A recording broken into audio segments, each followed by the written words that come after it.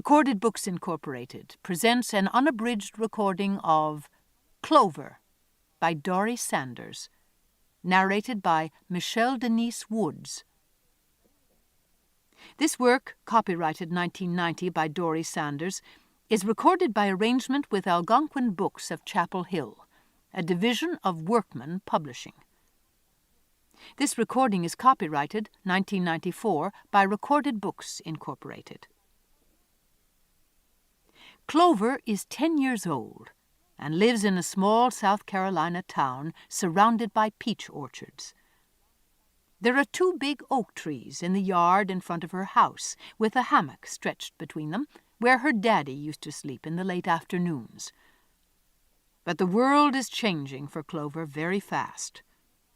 3 days ago, her father was remarried, and a few hours later, he was killed.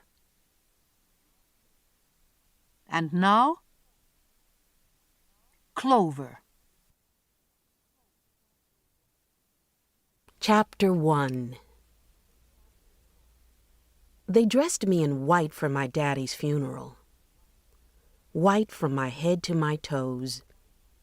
I had the black skirt I bought at the $6 store all laid out to wear. I had even pulled the black grosgrain bows off my black patent leather shoes to wear in my hair. But they won't let me wear black. I know deep down in my heart you're supposed to wear black to a funeral. I guess the reason my stepmother is not totally dressed in black is because she just plain doesn't know any better. The sounds inside our house are hushed. A baby lets out a sharp bird-like cry. "Hush, hush, little baby," someone whispers. "Don't you cry." There is the faint, breathless purr of an electric fan plugged in to help out the air conditioning, the hum of the refrigerator going on in the kitchen, a house filled with mourners giving up happy talk for the quiet noise of sorrow. We take the silence outside to waiting, shiny black cars, quietly lined behind a shiny black hearse. Drivers in worn black suits, shiny from wear, move and speak quietly, their voices barely above a whisper. It seems they are afraid they might awake the sleeping dead. It's like the winds have even been invited. The winds are still. One of the neighbors, Miss Katie, is standing in the front yard watching the blue light on top of a county police car flashing round and round. She is shaking her head and fanning the hot air with her hand, biting, chewing and swallowing dry, empty air. Her lips folding closed like sunflowers at sundown, opening like morning glories at dawn. They asked Miss Katie to stay at the house.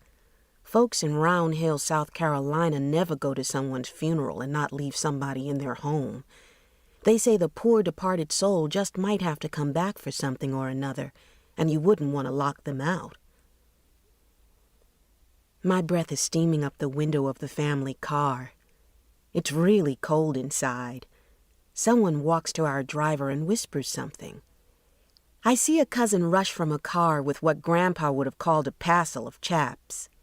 They leave our front door wide open.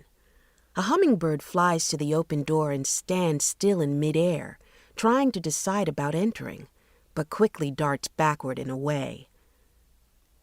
I press my face against the cold window. Only a few days back, my daddy, Gayton, walked out that very door carrying a book. He headed toward the 2 big oak trees in the front yard and settled himself into the hammock that was stretched between them. And after a while, like always, he was sound asleep, with the open book face down across his chest. My daddy looked small between those big trees, but then he was small. Everybody says I'm small for a 10-year-old. I guess I'm going to be like my daddy. Funny, it's only the middle of the week, but it seems like it's Sunday.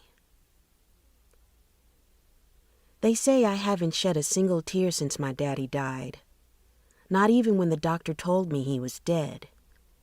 I was just a scared, dry-eyed little girl gazing into the eyes of a doctor unable to hold back his own tears.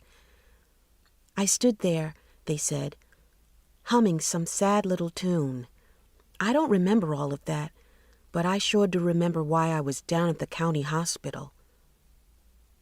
Things sure can happen fast. Just 2 days before yesterday, my Aunt Everline and I walked in and out of that door too, hurrying and trying to get everything in tip-top shape for Gayton's wedding supper. Gayton didn't give Everline much time. He just drove up with this woman, Sarah Kate, just like he did the first time I met her. Then up and said flat out, Sarah Kate and I are going to get married. She's going to be your new stepmother, Clover. To keep listening to this audiobook, I've left you a link in the description so you can do it, at no cost thanks to Audible's 30-day free trial.